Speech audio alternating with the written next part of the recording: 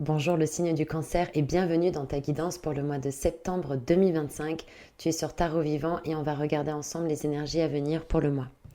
Alors, dans vos énergies, on a eu la force à l'envers avec le 10 de coupe, le 5 de bâton et, pour avoir une précision, j'ai tiré une troisième carte, le cavalier de coupe à l'envers. Alors, il semble y avoir une dualité entre votre énergie et ce qui se passe, par exemple, au niveau personnel et ou professionnel.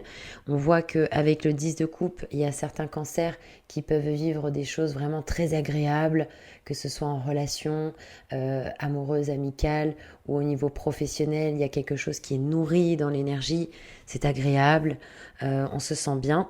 Mais il y a comme un nuage noir dans le ciel avec ce 5 de bâton, ce cavalier de coupe. Alors peut-être qu'on attend des excuses d'une personne, peut-être qu'on attend le retour d'une personne, peut-être qu'on se prend la tête dans des combats stériles. Avec le 5 de bâton, il y a un peu côté combat stérile. Ça mène pas, ça mène nulle part. Donc vous êtes invité peut-être à ne pas mettre de l'énergie dans des choses qui vous prennent en fait de l'énergie, hein, littéralement. Mais surtout votre énergie en fait. La force à l'envers. Il semble que pour certains cancers, il y ait quelque chose de lourd. On porte quelque chose de lourd. Est-ce que c'est un quotidien? Est-ce que c'est des responsabilités? Est-ce qu'on se sent désaxé? C'est intéressant, hein, parce que c'est assez rare dans ce genre d'énergie qui est comme une scission, une dichotomie, une opposition entre à la fois quelque chose que l'on vit ou que l'on a qui nous procure de la joie, etc. Mais comme l'énergie globale, générale, il y a un mal-être avec la force à l'envers où on se sent épuisé, fatigué, décentré. Pour certains, excusez-moi de l'expression, mais il y en a, on dirait qu'ils vont péter une durite, quoi. D'un coup, paf, il y a une émotion qui sort parce qu'on n'arrive plus à se maîtriser. Euh, donc dans votre énergie, voilà, merci pour vos retours en commentaire parce que c'est toujours intéressant de vous lire. Mais il y a vraiment cette énergie où j'ai du mal à maîtriser, à me maîtriser, à garder mon calme, mon centre intérieur, etc.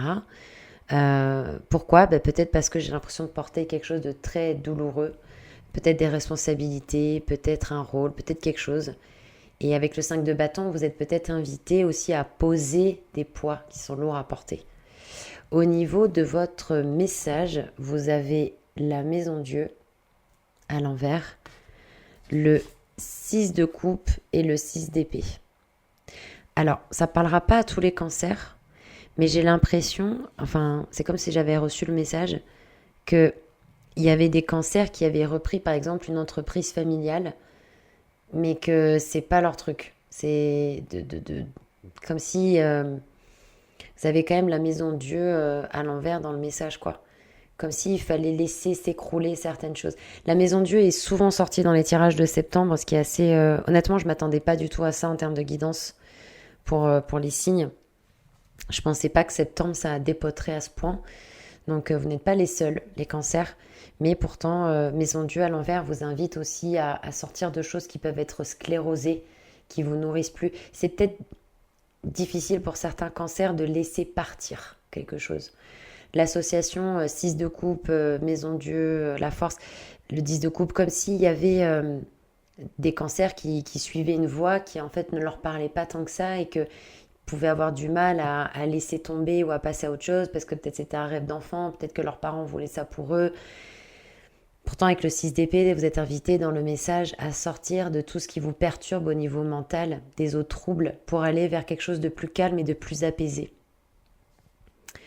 Donc bon, à voir comment ça vous parle, mais Maison Dieu à l'envers dans le message, c'est aussi pour moi de laisser partir ce qui n'est plus en vibration avec vous. C'est difficile de laisser partir certaines choses, mais est-ce que c'est pas peut-être pour votre plus grand bien? Et aussi du coup de faire un travail d'amoureux, de ne pas perdre confiance en vous ou dans l'intelligence de la vie par rapport à ce qui se passe, même si c'est difficile de voir le décor changer, c'est peut-être pour un mieux. Et vous avez en vous les capacités de rebondir face à ce que vous vivez. Vous avez dans le blocage le pape à l'envers avec le 8 d'épée et le roi de denier. Alors, pour certains cancers, J'ai l'impression que le blocage peut venir d'une tierce personne qui peut être dans un rapport d'autorité difficile, têtu, quelqu'un qui a du mal à changer, qui peut vous imposer des choses et qui vous prend carrément la tête avec un 8 d'épée, pas facile. Si c'est pas une tierce personne et qu'on parle de vous, il y a peut-être un côté avec le pape à l'envers où vous avez du mal à poser des mots sur des ressentis ou sur des mots MAUX et du coup vous avez tout simplement du mal à communiquer sur ce que vous vivez. Peut-être que vous ne vous autorisez pas à dire certaines choses pour plein de raisons. Peut-être parce que vous ne vous sentez pas légitime, peut-être parce que vous avez peur de la réaction des autres. Mais il y a quelque chose qui est castré dans votre communication et qui peut vraiment vous porter atteinte. Donc, de l'extérieur, c'est toujours plus facile de dire peut-être d'essayer ci ou ça, mais là, je le sens vraiment comme quelque chose de lourd, de difficile pour vous d'arriver à exprimer les choses, de vous autoriser à le faire. Il peut y avoir aussi un problème de foi pour certains, d'arriver à se brancher avec le monde invisible, de se connecter, de faire confiance, de se sentir légitime par rapport à tous ces changements qui peuvent s'opérer, peut-être de peur de ne pas être à la hauteur. Puis il peut y avoir aussi un côté têtu où vous vous accrochez à des choses et vous avez du mal à lâcher. Il y a un côté un peu têtu qui peut ressortir. Et on a le 8 d'épée qui fait que vous vous enfermez dans un labyrinthe dont vous ne trouvez pas la sortie au niveau mental. Et vous me direz si ça vous parle, mais est-ce qu'il y a certains cancers là pendant le mois de septembre qui font des angines ou qui ont des maux de gorge? Si jamais ça vous parle, je serais curieuse d'avoir vos retours en commentaire. Mais il y a vraiment cette invitation à libérer la parole et à peut-être travailler votre foi. Si vous voulez, en astrologie, qui n'est pas du tout mon domaine, le cancer est à l'opposé du capricorne. Et on dit que les capricornes sont souvent des personnes assez indépendantes, mais quand même, le clan est très important puisqu'il est en face du cancer. Le cancer, c'est des personnes qui peuvent avoir un besoin et envie d'avoir beaucoup de monde autour d'elles, etc. Et c'est ce que je ressens, pourquoi je vous dis ça, c'est que j'ai l'impression qu'il y a des cancers qui ne se sentent pas à la hauteur de faire les choses seuls, d'avoir confiance en eux, comme si, ouais, mais non, j'ai besoin de ma famille ou de mon clan, de ma tribu, comme des repères. Et c'est pas pour rien que vous avez Capricorne en face, c'est qu'il y a aussi le fait de vous faire confiance. Et ça veut pas dire qu'on se fait pas confiance parce qu'on est entouré, qu'on se comprenne bien. Mais pour certains cancers, il peut y avoir un problème de légitimité là, avec le pape à l'envers, d'autorité naturelle. Et vous êtes vraiment invité à peut-être dépasser ces fausses croyances, parce que avec le pape à l'envers, on nous parle aussi de mensonges que vous pouvez vous raconter à vous-même, et de fausses croyances que vous nourrissez parce que tu comprends, j'ai pas les épaules, j'ai pas le truc. D'ailleurs, ça ressort même là avec la force, quoi. Pour moi, vous vous sentez pas à la hauteur. Il y a beaucoup de Capricornes qui se sentent pas à la hauteur. On a en potentialité du moins le mat à l'envers, qui me fait souvent penser à un crabe. Je sais pas pourquoi. Ça me fait penser à un crabe. Vous allez vous dire, tarot vivant, n'importe quoi. Et on a la papesse avec le valet de coupe.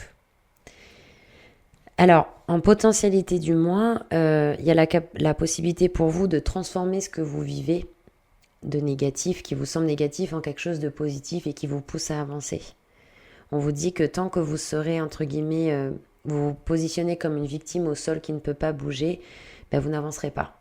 Et vous allez amplifier cette impression de victime, de ça me tombe dessus encore, je fais encore les frais d'eux, et pourquoi moi, etc. Donc, vous avez quand même la papesse en potentialité du mois. On vous propose de vous connecter avec votre intuition parce que vous avez toutes les réponses en vous.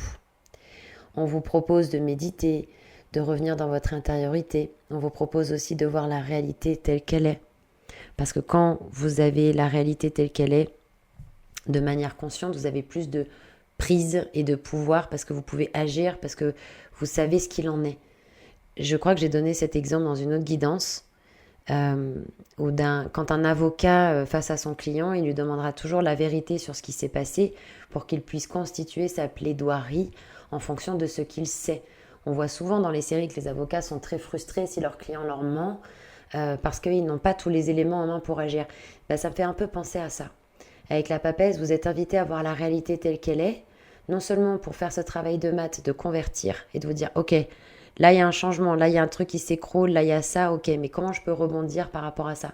Comment je peux transformer une épreuve en opportunité? Et vous avez aussi la possibilité de faire un travail de foi avec le maths. Même si vous ne savez pas où vous allez, regardez, il ne regarde pas où il marche. C'est la seule arcane comme ça qui ne regarde pas où elle marche.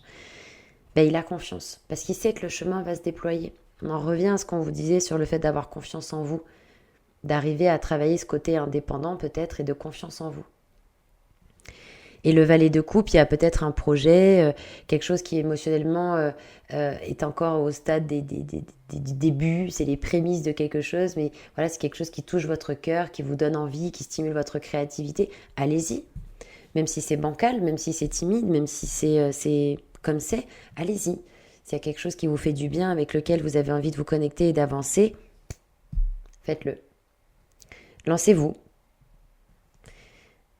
Donc en potentialité du mois, il y a quand même cette capacité, et pas des moindres, hein, de voir les choses telles qu'elles sont, de développer votre intuition, d'avancer dans la foi, de rebondir, de transformer les épreuves en opportunités et d'aller, de tendre vers quelque chose qui vous nourrit. On a en conseil la papesse à l'envers, c'est rigolo. Papesse à l'envers après l'avoir eu à l'endroit en potentialité du mois. Et le 3 de denier et le 7 de coupe. Alors, c'est vrai que souvent ces cartes vont ensemble, ou alors c'est le jugement, 7 de coupe et papesse en conseil. Pour moi, on vous invite à ne pas rester dans votre tour d'ivoire, comme la papesse, qui ne veut rien voir, rien entendre, quand elle est à l'envers.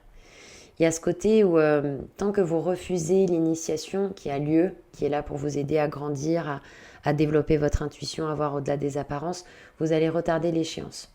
Personne ne vous met un couteau sous la gorge et n'attend de vous des résultats. En tout cas, c'est ma croyance. L'univers, pour moi, il s'intéresse à notre positionnement au moment de l'expérience. Qu'on y arrive ou pas, c'est encore autre chose. Mais si vous avez la volonté, si vous avez l'envie, le cœur et l'envie et la sagesse, de vous dire, ok, je ne sais pas pourquoi je vis ça, c'est difficile, mais je sais que c'est pour un mieux, je sais que je peux m'en sortir, je sais que je peux transformer ça, ben c'est déjà une réussite.